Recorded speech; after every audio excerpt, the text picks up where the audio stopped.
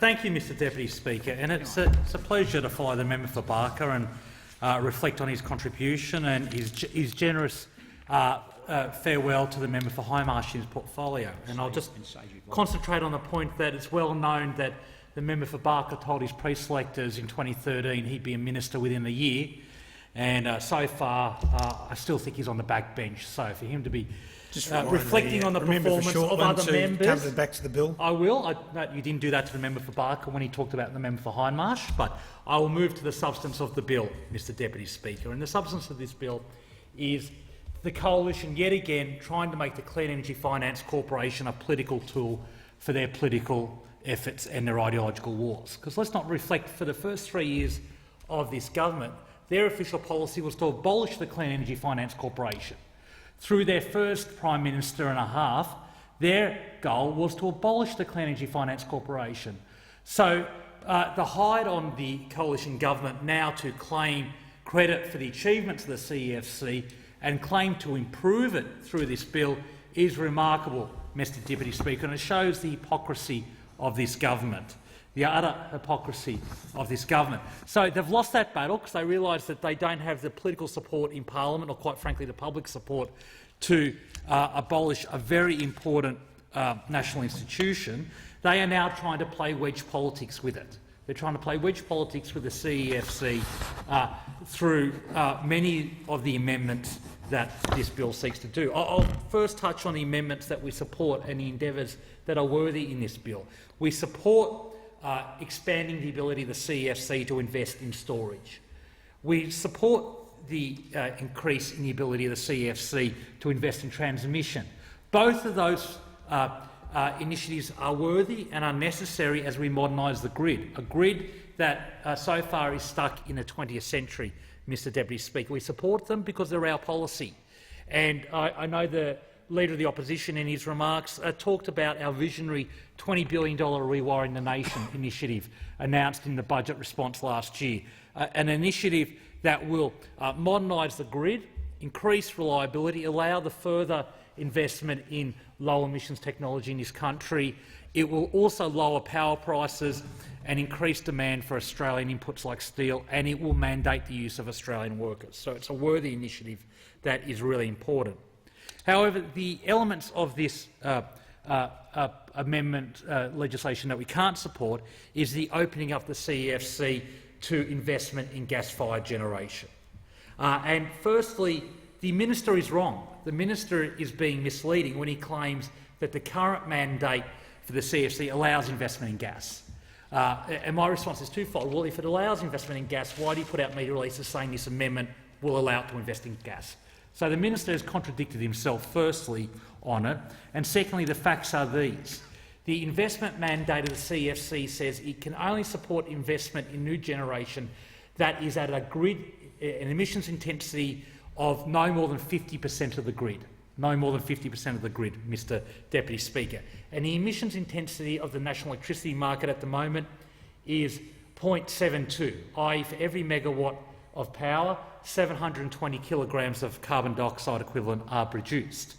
Well, the emissions intensity of combined cycle gas is about 0.4, so 400 kilos of CO2 per megawatt hour, and for open cycle, at best, it's 600 kilos of CO2. So clearly, for anyone who has any mathematical ability, which doesn't include the Minister for Energy, half of 0.72 is 0.36. So no conventional gas technology is eligible for investment under the CEFC right now.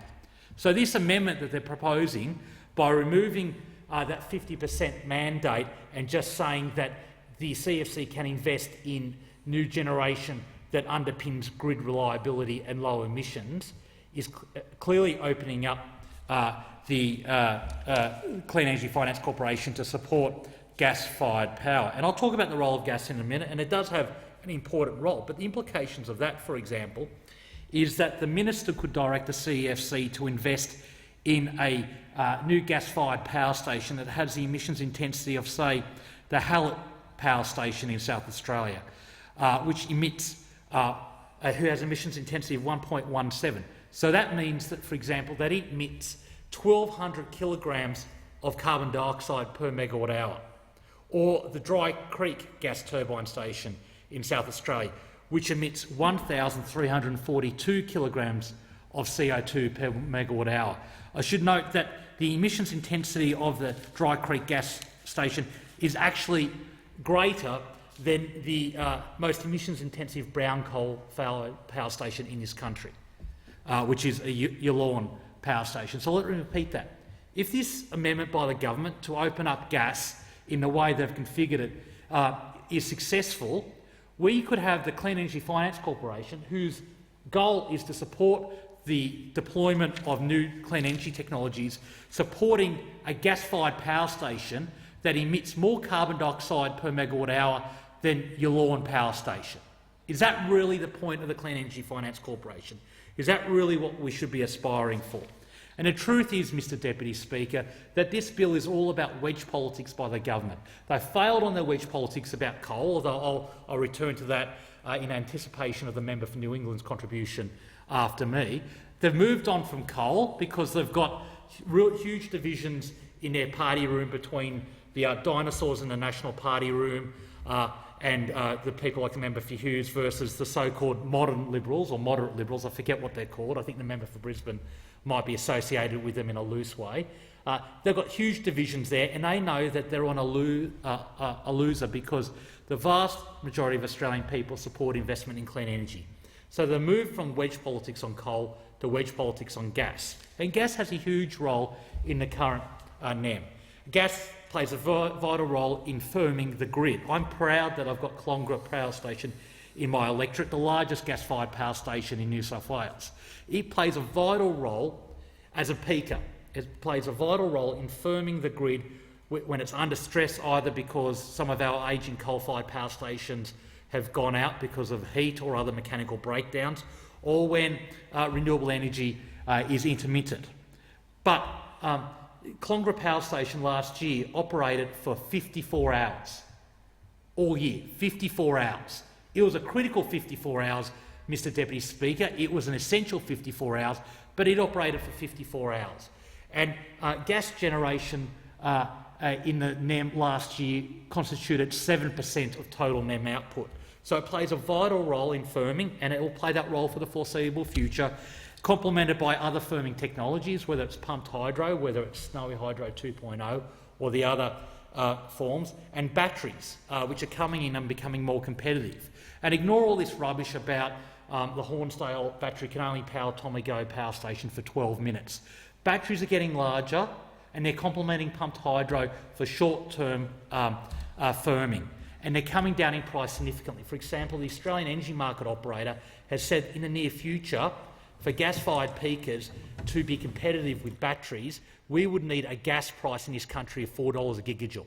$4 a gigajoule. Well, it's at $10 a gigajoule at the moment, and I'm not seeing anyone suggesting we'll get back to $4. So gas can't compete with batteries for firming. Batteries are increasing in capacity, so they will be able to run longer to plug the gaps, supported by pumped hydro. And so this comes to the Prime Minister's ultimate wedge politics, which was to go up to Curry in my neck of the woods and announce that the government would support a 1,000-megawatt gas-fired power station. A 1,000-megawatt gas-fired power station. This was, I think, energy policy 24 or 25 of this government, 24 or 25 over 7 years. But it changed very quickly. We got the next energy policy within, I think, 2 days, when it then became clear it wasn't a 1,000-megawatt gas-fired power station, it was a 200-megawatt gas-fired power station. Meanwhile, all these interventions were actually turning off private sector investors who were actually making investment plans. AGL has a plan for a new gas-fired power station at Tommy Go, which obviously they've put on hold when they saw this 25th energy policy announcement by the Prime Minister. So this is just wedge politics that is actually destabilising energy policy in this country, because what we need is a plan. We need a plan because renewable energy is coming more and more into the grid. We need a plan around transmission. We need a plan around storage. We need a plan around generation, not just ad hoc announcements by a government addicted to wedge politics. And that brings me to the master of wedge politics in his place, the member for New England, and his new announcement. The thing I love about the member for New England is As often as he loves to wedge Labor, he likes to wedge his own side. He's an equal opportunity wedger. And I'm very confident that he's going to give me a free character assessment after my contribution, and that's fine. But I'll just say this: I'm grounded in reality. I face my electors every day, and I talk to them about what's true. I don't live in an alternate reality, Joyce Land or whatever it's called, which is a return to the 1950s, which is not grounded in economics at all.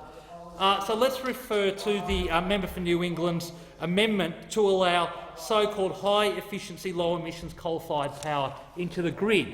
Well, the problem with his amendment, and there's multiple problems, is that it's just completely impractical. It argues that we should support Healy in this country if it has an emissions intensity of 80% or lower of NEM intensity. The problem with that is that the most least emissions intensive Healy plant in the world runs at 670 kilograms of CO2 per megawatt hour. To hit his 80% goal, he would need to find a Healy plant at 576. So his amendment is already contradicted by the physical reality of the NEM, Mr Deputy Speaker. Now, we might talk about carbon capture and storage accompanying the Healy, and that's the way of the future.